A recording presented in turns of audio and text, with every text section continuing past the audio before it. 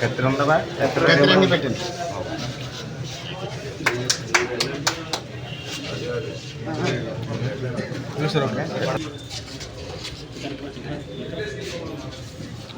పడండి అదిరే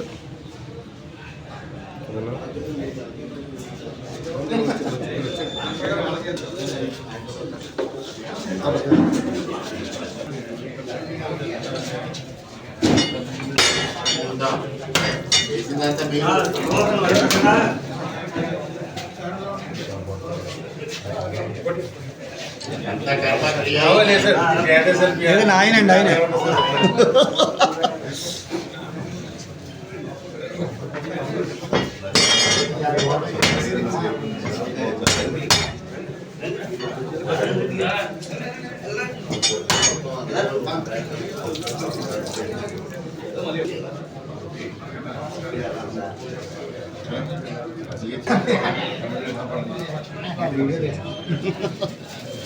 okay right.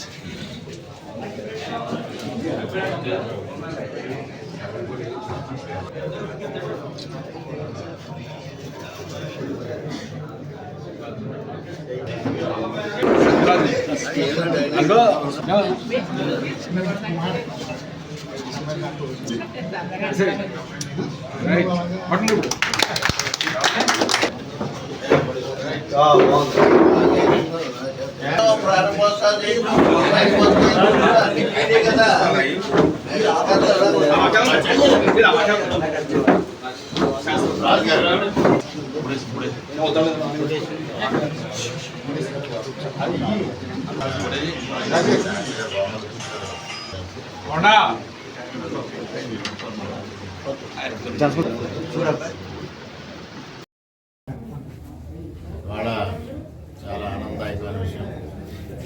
Ganapati తిరిగి ప్రారంభించుకోవడం అనేది సంతోషించదగ్గ విషయంగా నేను భావిస్తా ఉన్నాను. ఎప్పుడో 1998లో గ్రామ పంచాయతీకి సంబంధించిన ఈ భవనాన్ని ఆ రోజు నా తండ్రి గారు మూలారెడ్డి గారు శాసనసభ్యులుగా ఉండగా, నలుగురు సత్యనారాయణ గారు గ్రామ సర్పంచ్గా ఉండగా ఈ భవనాన్ని ప్రెస్ క్లబ్కు కేటాయించాలి, ప్రెస్ క్లబ్ వ్యవహారాలు ఇక్కడి నుంచి నడపాలని మరిద్దరూ ఆ రోజు కృషి చేసి ఆ రోజు 1998లో దీన్ని కేటాయిస్తే అనేక పరిణామాల మధ్య 2 సార్లు దీన్ని మూతపడడం, మళ్ళీ తిరిగి ప్రారంభించుకోవడం జరిగింది. మరి దురదృష్టవశాత్తు గత 5 సంవత్సరాలుగా ఆంధ్రప్రదేశ్ రాష్ట్రంలో వ్యవస్థలన్నింటినీ నిర్వీర్యం చేశారు పాలకులు. దానిలో భాగంగానే ఇక్కడ పత్రికా మీడియా రంగాన్ని కూడా నిర్వీర్యం చేసిన పరిస్థితిని బహుశా రాష్ట్రంలో ఎక్కడైనా ఇటువంటి పరిస్థితి ఉందో లేదో తెలియదు, కానీ అనపర్తిలో మాత్రం మీడియా రంగాన్ని కూడా నిర్వీర్యం చేశారు. మీడియా ప్రతినిధుల చేత బెదిరించి భయపెట్టి ఖాళీ బాండ్ పేపర్ల పైన సంతకాలు పెట్టించుకోవడం, మీడియా ప్రతినిధుల పైన 307 సెక్షన్ ప్రకారం హత్యాయత్నం కేసులు నమోదు చేయడం, ఆ విధంగా తీవ్రమైన ఇబ్బందులకు గురి చేసి అరాచకాలు సృష్టించి మీడియా గొంతు నొక్కాలని ఎంతో ప్రయత్నం చేయడం జరిగింది. అటువంటివన్నింటినీ ఎదుర్కొని మీడియా రంగం స్వేచ్ఛగా ఇక్కడ కార్యక్రమాలు నిర్వహించడమే కాకుండా ఈ అనపర్తి నియోజకవర్గంలో జరిగిన అరాచకాల్ని, అవినీతిని, అభివృద్ధి రహిత అనపర్తిని రాష్ట్ర వ్యాప్తంగా చర్చకి దారితీసే విధంగా విషయాలను వెలుగులోకి తీసుకురావడంతో మీడియా చాలా ప్రముఖ పాత్ర పోషించింది.